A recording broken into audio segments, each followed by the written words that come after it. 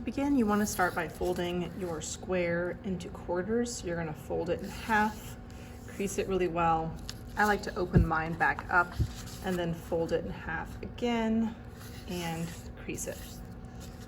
Once you've done that, you can go ahead and write your name on the back as well as your class code.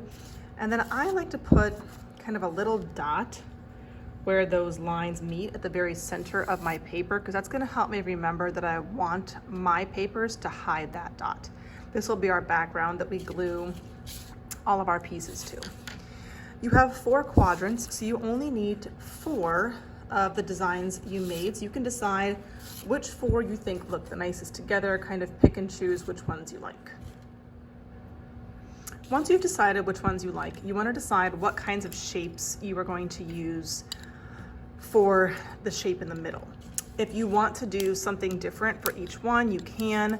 If you want to do the same shape, exactly the same size over and over again, you can. If you want to do different sized circles, it's really up to you what shapes you choose.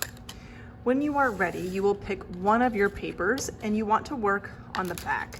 That way we don't see kind of this messy pencil line of the shape that you chose. So I'm going to do a circle, and you just want to make sure that if you're going to do a really big one, that you have enough kind of space on the edges that it's not going to fall apart. Mine looks pretty good. That big one will fit. So I'm going to do a large circle, make sure it's kind of centered, and then just trace that onto the back side. Once I've done that, I'm going to cut, and this is where your craftsmanship really matters. There should be no scraps to throw away. You are going to simply kind of cut in to your circle or to whatever shape you did from the edge, and you need to go slowly. You need this to fit exactly back into your paper, kind of like a puzzle piece. So you really want to take your time. If you accidentally mess up and you aren't cutting on the line anymore, don't go backwards, just keep on going. Because like I said, you want this piece to fit as closely back into the shape as possible. Now I would encourage you guys to kind of do one shape at a time, because sometimes kids run out of time at the end. They have lots of scrap pieces to keep up with. So now I'm going to take this scrap piece and I'm going to glue it down onto my white piece, and the corner needs to touch that little dot in the middle. When I glue it there, I'm going to end up with kind of a border around the edge, a white border, and that's exactly what I want. So I'm going to take this piece, put it on a messy mat. And you need to use glue stick, not the glue bottles, because the glue bottles will kind of ruin your markers in the front. And really load it up with a lot of glue on the back. If you go off the edges, that's why you're having a messy mat kind of in your workspace, and especially get those little corners and tips of that spot where you cut in. And then I'm going to go ahead and take this and get it put down onto my background paper. And again, I want this corner to kind of be touching this dot in the middle. And this straight edge should kind of follow up that fold. And this straight edge should kind of line up with the fold that's going this way.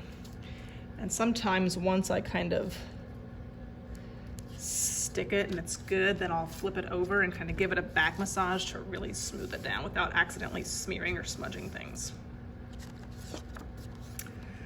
Once you have that background piece glued down, then you want to find the piece that came out.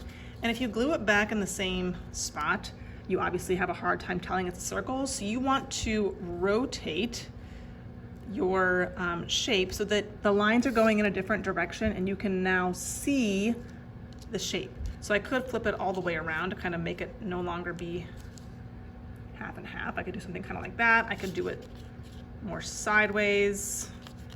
It really doesn't matter as long as it's fitting back, but it's going in kind of a different direction than what it was at the beginning.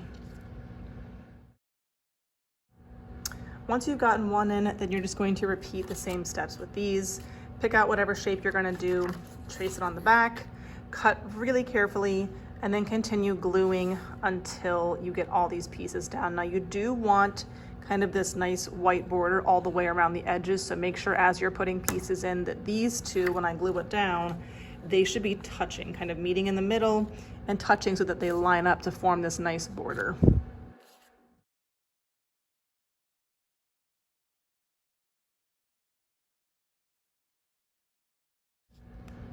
I'm about to glue this one in place, and I noticed that if I line up kind of this edge with this one, it bumps this out a little bit further and it makes the border not quite as even. So when I glue this down, I'm gonna kind of line up the outer edge, and this one is just gonna go over and kind of overlap that one just a little bit, but it makes a better border when it all kind of lines up the same on the outside.